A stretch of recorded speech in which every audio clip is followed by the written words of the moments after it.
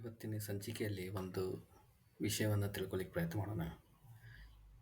ನಾವು ಯಾವ ವಿಷಯ ಮೇಲೆ ಇವತ್ತು ಸಹಸ್ರಾರು ರೂಪಾಯಿಗಳನ್ನು ಖರ್ಚು ಮಾಡ್ತಾ ಇದ್ದೀವಿ, ಆ ವಿಷಯನೇ ಹೇಗೆ ನಮ್ಮ ಬ್ರಾಹ್ಮಣತ್ವವನ್ನು ಅಥವಾ ಬ್ರಾಹ್ಮಣರನ್ನು ಒಂದು ಕೆಳಮಟ್ಟಕ್ಕೆ ತೆಗೆದುಕೊಂಡು ಹೋಗೋ ಪ್ರಯತ್ನವನ್ನು ಮಾಡ್ತು. ಇದು ಬೇರೆಯವರ ಮನಸ್ಸಲ್ಲಿ ಬ್ರಾಹ್ಮಣರ ಬಗ್ಗೆ ಕೆಳಮಟ್ಟಕ್ಕೆ ತೆಗೆದುಕೊಂಡು ಹೋಗೋ ಪ್ರಯತ್ನ ಅಲ್ಲ. ಇದು ನಮ್ಮ ಮುಂಬರುವ ಪೀಳಿಗೆಗಳೇ ಹಿಂದಿನವರನ್ನು ಆಡಿಕೊಳ್ಳುವಂತಹ ಒಂದು ವಿಚಿತ್ರವಾದ ಸ್ಟ್ರಾಟಜಿ ಅನ್ಬೋದು, ಅಥವಾ ಒಂದು ಪ್ಲ್ಯಾನ್ ಮಾಡಿರ್ತಕ್ಕಂಥ ಆ್ಯಕ್ಷನ್. ಇದ್ರ ಬಗ್ಗೆ ನಾವು ಎಷ್ಟೋ ಬಾರಿ ತಿಳಿಯದೆ ಇನ್ನೂ ಅಂತಹ ವಿಷಯ ಮೇಲೆ ಸಹಸ್ರಾರು ಹಣವನ್ನು ಸುರಿತಾನೇ ಇದ್ದೀವಿ. ಹೌದು, ಇದು ಬೇರೆ ಏನೂ ಅಲ್ಲ. ಒಂದನೇದ್ದು ಮೂವೀಸ್, ಚಿತ್ರಗಳು. ಎರಡನೇದ್ದು ಸೀರಿಯಲ್. ಮೂರನೇದ್ದು ನಮ್ಮ ಫೇವರೆಟ್ ಸ್ಟಾರ್ಸ್ ಮತ್ತು ಆ್ಯಕ್ಟರ್ಗಳು ಮಾಡಿರ್ತಕ್ಕಂಥ ಅಡ್ವರ್ಟೈಸ್ಮೆಂಟ್ಗಳಿರ್ಬೋದು. ನಾವು ಚಿಕ್ಕವರಿದ್ದಾಗ ನಮ್ಮ ಊರ ಕಡೆ ಟಿ ವಿ ಇರಲಿಲ್ಲ. ಟಿ ವಿ ಇಲ್ಲದೆ ಇದ್ದಾಗ ನಮಗೆ ಗುರ್ತಿರೋ ವಿಷಯ ಅಂದರೆ ನಾವು ಜನರನ್ನು ನೋಡಿ ಕಂಡುಕೊಳ್ತಿದ್ದೀವಿ, ಅವ್ರ ಸ್ವಭಾವ ಹೇಗೆ, ಅವ್ರಿಗೆ ಹೇಗಿದ್ದಾರೆ ಅಂಥೇಳಿ. ಸೊ ನಮ್ಮಲ್ಲಿರ್ತಕ್ಕಂಥ ಅರ್ಚಕರ ಬಗ್ಗೆ ಆಗಲಿ, ಅಥವಾ ಒಬ್ಬ ಯಾವುದೇ ವ್ಯಕ್ತಿ ಅಥವಾ ಯಾವುದೇ ಒಬ್ಬ ಕುಟುಂಬದ ಬಗ್ಗೆ ನಮಗೆ ಏನು ಅಭಿಪ್ರಾಯ ಇರ್ತಿತ್ತು ಅಂದರೆ, ಪ್ರತಿಯೊಂದು ಕುಟುಂಬದಲ್ಲಿ ಅವ್ರದ್ದೇ ಆದಂಥ ಒಂದು ಪದ್ಧತಿಗಳು ಮತ್ತು ಅವ್ರದ್ದೇ ಆದಂಥ ಉಚ್ಚ ಮತ್ತು ನೀಚ ಸ್ವಭಾವಗಳು ಇರುವುದು ಸಹಜ. ಇದಕ್ಕೆ ಪ್ರಪಂಚದಲ್ಲಿ ಭೇದ ಇದ್ದೇ ಇರುತ್ತೆ, ಜೀವರಲ್ಲಿ ಭೇದ ಅಂತ ಶ್ರೀಮನ್ಮಧ್ವಾಚಾರ್ಯ ಹೇಳಿದ್ದಾರೆ. ಹೀಗಾಗಿ ಜನರ ಅವಗುಣಗಳನ್ನು ಲೆಕ್ಕಿಸದೆ ಅವರ ಗುಣಗಳನ್ನು ಮಾತ್ರ ಸ್ವೀಕರಿಸಿ ನಾವು ಆ ಗುಣಾತ್ಮಕವಾದಂಥ ಪರಮಾತ್ಮನಿಂದ ಅನುಗ್ರಹವನ್ನು ಪಡಿತಿದ್ದುದು ಅತ್ಯಂತ ಸಾಮಾನ್ಯ.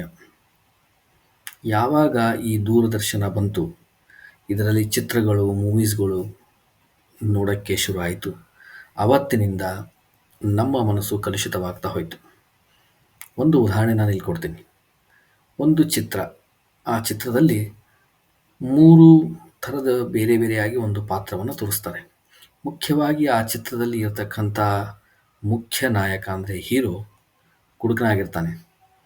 ಅವನಿಗೆ ಸಾಕಷ್ಟು ವ್ಯಸನಗಳಿರ್ತವೆ, ಅವನಿಗೆ ಮನಸ್ಸಿಗೆ ಬೇಜಾರಾಗಿರ್ತದೆ, ಅವನು ಜನರನ್ನು ರಾಕ್ಷಸರಂತೆ ಕೊಲ್ತಾ ಇರ್ತಾನೆ. ಆದರೂ ಅವನು ಹೀರೋ. ಅವನ ಬಗ್ಗೆ ತೋರಿಸೋ ವಿಷಯದಲ್ಲಿ ಇವ್ರೇನು ಮಾಡ್ತಾರೆ ಅಂದರೆ, ಮಧ್ಯೆ 3 ಬೇರೆ ಬೇರೆ ಜನರನ್ನು ಸೇರಿಸ್ತಾರೆ. ಒಂದು, ಒಬ್ಬ ಗುಡಿಯ ಅರ್ಚಕ ಅಂದರೆ ಪೂಜಾರಿ. ಇನ್ನೊಬ್ಬನು ಸೂಫಿ ಸಂತ ಥರ ರಸ್ತೆ ಮೇಲೆ ಕೂತಿರ್ತಾನೆ. ಮೂರನೇದು ಒಬ್ಬ ಕ್ರಿಶ್ಚಿಯನ್ ಪಾದ್ರಿ. ಈ ಮೂರನ್ನು ಚಿತ್ರದಲ್ಲಿ ಯಾವ ಥರ ಬಿಂಬಿಸ್ತಾರೆ ಅಂದರೆ, ಯಾರಿಗಾದರೂ ದುಃಖ ಆದಾಗ ಅಥವಾ ಯಾರಿಗಾದರೂ ಏನಾದರೂ ತೊಂದರೆ ಇದ್ದಾಗ ಅವರು ಆ ಕಡೆಯಿಂದ ಹಾಯ್ದು ಹೋಗ್ತಿದ್ರೆ ಒಬ್ಬ ಸೂಫಿ ಸಂತ ಉತ್ತಮವಾದ ಹಾಡನ್ನು ಹೇಳಿ ಅವರ ಮನಸ್ಸನ್ನು ಬದಲಾವಣೆ ಮಾಡ್ತಿರ್ತಾನೆ, ಪರಿವರ್ತನೆ ಮಾಡ್ತಿರ್ತಾನೆ, ಅಥವಾ ಅವರಿಗೆ ಪಾಸಿಟಿವ್ ಸ್ಟ್ರೆಂಗ್ತ್ ಕೊಡ್ತಿರ್ತಾನೆ. ಇನ್ನು ಯಾರಾದರೂ ಅನಾಥರಾದರೆ ಅಥವಾ ಯಾರಿಗಾದರೂ ಏನಾದರೂ ತೊಂದರೆ ಬಂದರೆ ಅವರು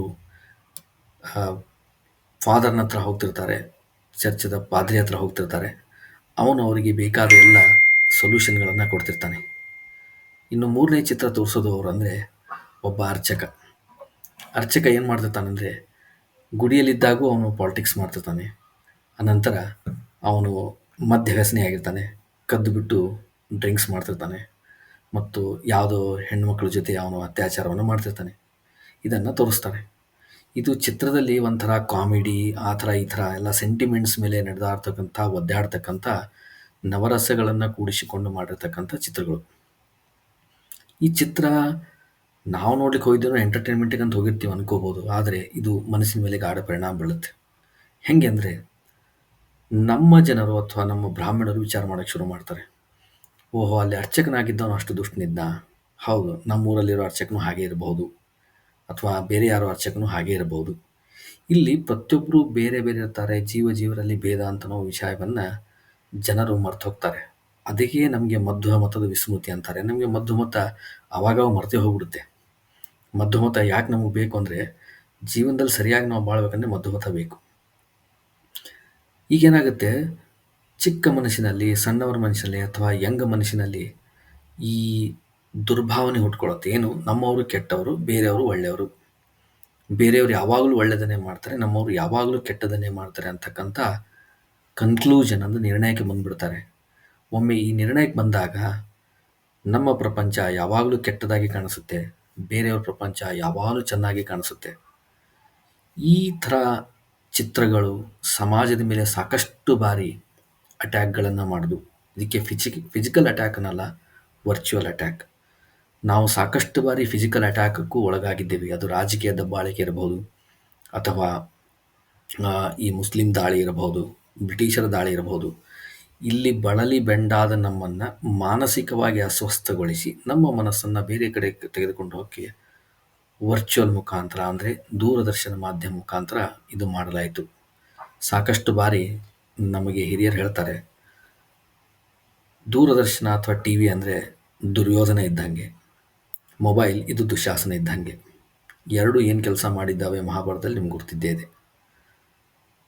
ಮತ್ತು ಅಡ್ವರ್ಟೈಸ್ಮೆಂಟಲ್ಲಿ ಏನು ತೋರಿಸ್ತಾರಂದರೆ, ಒಬ್ಬ ತಾಯಿ ಇರ್ತಾಳೆ, ಚೆನ್ನಾಗಿ ಹೂವದೆಲ್ಲ ಹಾಕ್ಕೊಂಡು ಕುಂಕುಮ ಹಚ್ಕೊಂಡಿರ್ತಾಳೆ. ಸೊಸೆ ಇರ್ತಾಳೆ, ಮಾಡರ್ನ್ ಆಗಿ ಅರ್ಧಂಬರ್ಧ ಡ್ರೆಸ್ಸನ್ನೆಲ್ಲ ಹಾಕ್ಕೊಂಡಿರ್ತಾಳೆ. ಅವರು ಒಂದು ಯಾವುದೋ ಸಮಸ್ಯೆಯನ್ನು, ಮಗುವಿನ ಸಮಸ್ಯೆಯನ್ನು ಒಬ್ಬ ಡಾಕ್ಟರ್ ಹತ್ರ ತೊಗೊಂಡು ಹೋಗ್ತಾರೆ.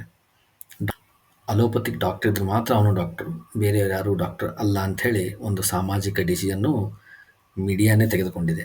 ಇದು ನಮ್ಮ ತಲೆಯಲ್ಲಿ ಹಾಕಿ ನಿರ್ಣಯ ಮಾಡಿಬಿಟ್ಟಿದ್ದಾರೆ. ಅಲ್ಲಿ ಒಬ್ಬ ಅಲೋಪತಿಕ್ ಡಾಕ್ಟರ್ನ ತೋರಿಸ್ತಾರೆ.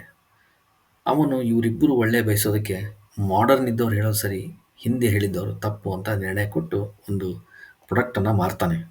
ಇಲ್ಲಿ ಪ್ರಾಡಕ್ಟನ್ನು ಮಾರೋ ಉದ್ದೇಶ ಇದ್ದರೂ ಕೂಡ ನಮಗೆ ಸೆಂಟಿಮೆಂಟಲ್ಲಿ ಹೊಡೆದು ಹಳೇದು ತಪ್ಪು, ಹೊಸದು ಸರಿ ಅಂತಕ್ಕಂಥ ಭಾವನೆಯನ್ನು ಜನರ ಮನಸ್ಸಲ್ಲಿ ಬಿತ್ತುತ್ತಾರೆ.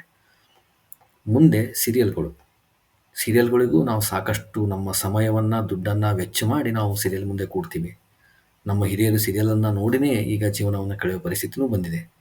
ಪ್ರವಚನಗಳು ಖಾಲಿ, ದೇವಸ್ಥಾನಗಳು ಖಾಲಿ, ಪ್ರದಕ್ಷಿಣೆ ಹಾಕೋರು ಯಾರಿಲ್ಲ. ಆದರೆ ಸೀರಿಯಲ್ ಮುಂದೆ ಎಲ್ಲರೂ ಕೂತಿರ್ತಾರೆ. ಸೀರಿಯಲ್ದಲ್ಲಿ ಏನು ತೋರಿಸ್ತಾರಂದರೆ, ಚೆನ್ನಾಗಿ ಕುಂಕುಮ ಅದೆಲ್ಲ ಹಚ್ಚಿಕೊಂಡು, ಹೂ ಮುಡ್ಕೊಂಡು ಅತ್ಯಂತ ಸಾಧ್ವಿ ಸ್ತ್ರೀಯರು ದುರ್ಭಾವನೆಯಿಂದ ಕೆಟ್ಟದನ್ನು ಸಂಸಾರದಲ್ಲೇ ಮಾಡ್ತಿರ್ತಾರೆ. ಮನೆಯಲ್ಲೇ ಒಬ್ರಿಗೆ ಹತ್ಯೆ ಮಾಡ್ತಾರೆ, ಮನೆಯಲ್ಲೇ ಪಿತೂರಿ ಮಾಡ್ತಾರೆ, ಅಕ್ಕನ್ನ ಕೊಲಿಸ್ತಾರೆ, ಅಣ್ಣನ ಕೊಲಿಸ್ತಾರೆ. ಇಲ್ಲಿ ಒಂದೇ ಸಮಾಜವನ್ನು ಎತ್ತಿ ತೋರಿಸ್ತಾ ಇರ್ತಾರೆ. ಇದು ನಮ್ಮ ಜನರ ಮನಸ್ಸಲ್ಲಿ, ನಮ್ಮ ಯುವಕರ ಮನಸ್ಸಲ್ಲಿ, ಚಿಕ್ಕವರ ಮನಸ್ಸಲ್ಲಿ ಹೇಗೆ ಹೋಗುತ್ತೆ ಅಂದರೆ, ಸೈಕಾಲಜಿಕಲಿ ದೇ ವಿಲ್ ಕನ್ಕ್ಲೂಡ್ ನಮ್ಮ ಸಮಾಜ ಕೆಟ್ಟದ್ದು, ಬೇರೆಯವರ ಸಮಾಜ ತುಂಬ ಸುಧಾರಿತವಾದದ್ದು, ಉತ್ತಮವಾಗಿದೆ ಅಂತ. ಸಾಧ್ಯವೇ ಇಲ್ಲ.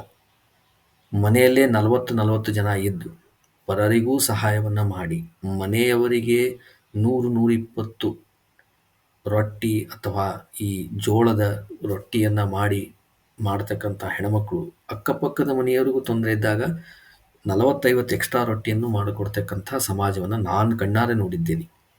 ಇನ್ನು ಈ ಸಮಾಜ ಟಿ ವಿಯಲ್ಲಿ ಎಲ್ಲ ತೋರಿಸ್ತಾ ಇರೋದು ಯಾವುದು? ಇದು ಕೆಟ್ಟ ಸಮಾಜ. ನಮ್ಮಲ್ಲಿ ಒಂದು ಗಾದೆ ಮಾತು ಇದೆ, ನಾವು ಎಷ್ಟು ಕೆಟ್ಟದನ್ನು ನೋಡ್ತಾ ಹೋಗ್ತಿರ್ತೀವಿ, ಅದು ಮುಂದೆ ನಮ್ಮ ಜೀವನದಲ್ಲಿ ಆಗ್ತಾ ಹೋಗುತ್ತೆ. ಅದಕ್ಕೆ ಕೆಟ್ಟದನ್ನು ನೋಡಬಾರ್ದು, ಕೆಟ್ಟದನ್ನು ಬಯಸಬಾರ್ದು ಅಂತ ಹೇಳೋದು ಹೊರತಾಗಿ ಅದಕ್ಕೇನು ಸೈಂಟಿಫಿಕ್ ರೀಸನ್ ಇಲ್ಲ ಅಂತ ಅನ್ಕೋಬೇಡಿ. ಇದಕ್ಕೊಂದು ಉದಾಹರಣೆ ಅಂದರೆ, ಒಬ್ಬ ಸನ್ಯಾಸಿ ಹತ್ರ ಹೋಗ್ತಾನೆ. ಅವನು ಹೇಳ್ತಾನೆ, ನನಗೆ ಜೀವನದ ಈ ಜಂಜಾಟ ಎಲ್ಲ ಸಾಕಾಗಿದೆ, ನನಗೇನಾದರೂ ಒಂದು ಉಪಾಯ ಹೇಳಿ ಜ್ಞಾನೋದಯ ಮಾಡ್ರಿ ಅಂತ. ಅದಕ್ಕೆ ಅವನಂತಾನೆ, ನೀನು ಹಾಗಿದ್ರೆ ಧರ್ಮವನ್ನು ಆಚರಣೆ ಮಾಡೋದು ಜ್ಞಾನೋದಯ ಆಗುತ್ತೆ. ಅವನಂತಾನೆ, ನಂಗೆ ಅಷ್ಟು ಸಮಯವಿಲ್ಲ, ಏನಾದರೂ ಜಪ ತಪ ಏನೋ ಹೇಳಿ ನಾನು ಮಾಡ್ತೀನಿ ಕ್ವಿಕ್ಕಾಗಿ, ನನಗೆ ಕ್ವಿಕ್ಕಾಗಿ ಸೊಲ್ಯೂಷನ್ ಬೇಕು. ಧರ್ಮದಲ್ಲಿ ಕ್ವಿಕ್ಕಾಗಿರತಕ್ಕಂಥ ಸೊಲ್ಯೂಷನ್ ಇಲ್ಲ, ಇದಕ್ಕೆ ಸಾಧನೆ ಬೇಕು. ಅದಕ್ಕೆ ಅತ್ಯಂತ ಬುದ್ಧಿವಂತರಾದ ಯತಿಗಳು ಹೇಳ್ತಾರೆ, ಸರಿ ನೀನು ಇಲ್ಲಿ ಕೂತು ರಾಮ ಜಪ ಮಾಡು, ಅಥವಾ ಕೃಷ್ಣನ ಜಪವನ್ನು ಮಾಡು, ಅಥವಾ ನಿನಗೆ ಇಚ್ಛವಾದಂಥ ಯಾವುದೋ ದೇವರದ ಜಪವನ್ನು ಮಾಡು. ಆದರೆ ಒಂದು ವಿಷಯ ನೆನಪಿರಲಿ, ನೀನು ಅಪ್ಪಿತಪ್ಪಿಯೂ ಕೂಡ ಮಂಗಗಳನ್ನು ನೆನೆಸ್ಕೋಬಾರ್ದು. ಅವ್ನು ಸರಿ ಅಂದ, ಅದೇನು ದೊಡ್ಡ ಕೆಲಸ ಅಲ್ಲ, ನಾವು ಯಾವಾಗಲೂ ಮಂಗ ಅಷ್ಟು ಫ್ರೀಕ್ವೆಂಟಾಗಿ ನೋಡೋಲ್ಲ. ಬೀದಿಯಲ್ಲಿ ನಾಯಿ ನೋಡ್ತೀವಿ, ನಾಯಿ ಹಿಡ್ಕೊಂಡು ಹೋಗೋ ನೋಡ್ತೀವಿ ಹೊರತಾಗಿ ಮಂಗಗಳನ್ನು ನೋಡೋಲ್ಲ. ಸರಿ ಅಂಥೇಳಿ ಅವನು ಧ್ಯಾನಕ್ಕೆ ಕೂಡ್ತಾನೆ. 10 ನಿಮಿಷ ಅವನು ಧ್ಯಾನಕ್ಕೆ ಕೂತಲ್ಲಿ ಅವನ ಹತ್ರ ಕಣ್ಣಲ್ಲಿ ಪದೇ ಪದೇ ಮಂಗ ಆ ಕಡೆ ಹೋಗೋದು, ಈ ಕಡೆ ಹೋಗೋದು, ಅಲ್ಲೊಂದು ಮಂಗ ಬಂತು, ಇಲ್ಲೊಂದು ಮಂಗ ಬಂತು. ಅವನು ಕಂಪ್ಲೀಟಾಗಿ ಮಂಗಗಳೇ ಕಾಣಿಸೋಕ್ಕೆ ಶುರು ಆಗ್ತವೆ. ಆವಾಗ ಎದ್ದು ಬಂದು ಯತಿಗಳಿಗೆ ಕೇಳ್ತಾನೆ, ಏನಿದು ಹಿಂಗೆ ಆಗ್ತಿದೆ ಅಂತ. ಆವಾಗ ಯತಿಗಳು ಹೇಳ್ತಾರೆ, ನೋಡಪ್ಪ, ನೀನು ಯಾವುದನ್ನು ಚಿಂತನೆಯನ್ನು ಮಾಡ್ಕೊಂಡು ನೀನು ಕೂಡ್ತಿಯಲ್ಲ, ಅದೇ ನಿಂಗೆ ಕಾಣಿಸುತ್ತೆ. ಹಾಗೆ ಪರಮಾತ್ಮನ ಸ್ವರೂಪ ಚಿಂತನೆ ಈ ಥರ ಎಲ್ಲ ಯಾಕೆ ಮಾಡಬೇಕು ಅಂತ ಮಧ್ವಾಚಾರ್ಯ ಹೇಳಿದ್ದಾರೆ ಅಂದರೆ, ಅವನ ಚಿಂತನೆಯನ್ನು ನಾವು ಮಾಡಿದ್ರೆ ಅಟ್ಲೀಸ್ಟ್ ಒಳ್ಳೆಯದು ನಮ್ಮ ಕಂಡೇ ಕಾಣಿಸುತ್ತೆ ಅಂತ. ಹಾಗೆ ಈ ಚಿತ್ರಗಳು, ಸೀರಿಯಲ್‌ಗಳು ಮತ್ತು ಅಡ್ವರ್ಟೈಸ್‌ಮೆಂಟ್‌ಗಳು ಇವಕ್ಕೆ ನಾವು ಜಾಸ್ತಿ ಸ್ಪೆಂಡ್ ಮಾಡ್ತಿದ್ವಿ.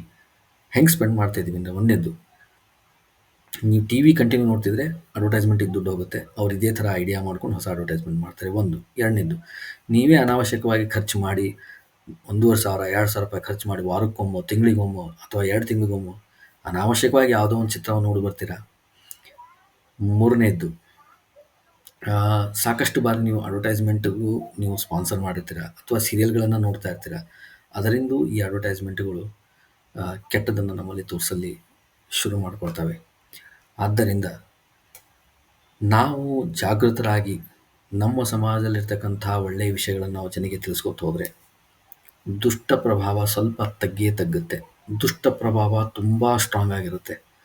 ಒಳ್ಳೆಯ ಸ್ವಭಾವ ತುಂಬ ಕಡಿಮೆ ಇರುತ್ತೆ. ಆದ್ದರಿಂದ ದುಷ್ಟ ಸ್ವಭಾವ ಪ್ರಭಾವವನ್ನು ಎಷ್ಟು ತಗ್ಗಿಸ್ಲಿಕ್ಕಾಗುತ್ತೋ ಅಷ್ಟು ನಾವು ತಗ್ಗಿಸಿದರೆ ನಮ್ಮ ಸಮಾಜ ಸ್ವಾಸ್ಥ್ಯವಾಗುತ್ತೆ. ಮತ್ತು ಒಳ್ಳೆಯದನ್ನು ನೀವು ಶೇರ್ ಮಾಡ್ತಾ ಇದ್ದರೆ ಸಮಾಜಕ್ಕೆ 4 ವಿಷಯಗಳು ತಿಳಿತದೆ. ಒಳ್ಳೆಯದನ್ನು ನೀವು ನೋಡಿದರೆ, ಅದನ್ನು ನಿಮ್ಮ ಎಕ್ಸ್ಪೀರಿಯನ್ಸ್ ಆಗಿದ್ದರೆ ನೀವು ಜನರ ಮುಂದೆ ಹಂಚಿಕೊಂಡ್ರೆ ಆ ಎಕ್ಸ್ಪೀರಿಯನ್ಸಿಂದಲೂ ಉತ್ತಮವಾದ ಸಮಾಜವನ್ನು ನಾವು ಕಲ್ಪನೆ ಮಾಡ್ಬೋದು. ಮೊಟ್ಟ ಮೊದಲು ನಾವೆಲ್ಲ ಮಾಡೋದಂದರೆ ನಾವೆಲ್ಲರೂ ಒಳ್ಳೆಯವರಿದ್ದೇವೆ. ನನ್ನ ಮಿತ್ರ ಒಳ್ಳೆಯವನು, ನಮ್ಮ ಗುರುಗಳು ಒಳ್ಳೆಯವರು, ನನ್ನ ತಂದೆ ತಾಯಿ ಒಳ್ಳೆಯವರು, ನನ್ನ ಸಮಾಜ ಒಳ್ಳೆಯದು, ನಮ್ಮ ಈ ಬ್ರಾಹ್ಮಣ ಸಮುದಾಯ ಅತ್ಯಂತ ಒಳ್ಳೆಯದು ಅಂತ ನೀವು ಚಿಂತನೆಯನ್ನು ಮಾಡ್ತಾ ಮಾಡ್ತಾ ಹೋದರೆ ಈ ಸಮಾಜ ನಿಮಗೆ ಒಳ್ಳೆಯದೇ ಕಾಣಿಸಕ್ಕೆ ಹೋಗುತ್ತೆ. ಕೆಟ್ಟದ್ದು ಅಲ್ಲೆಲ್ಲಿ ಮರೆತು ಹೋಗುತ್ತೆ.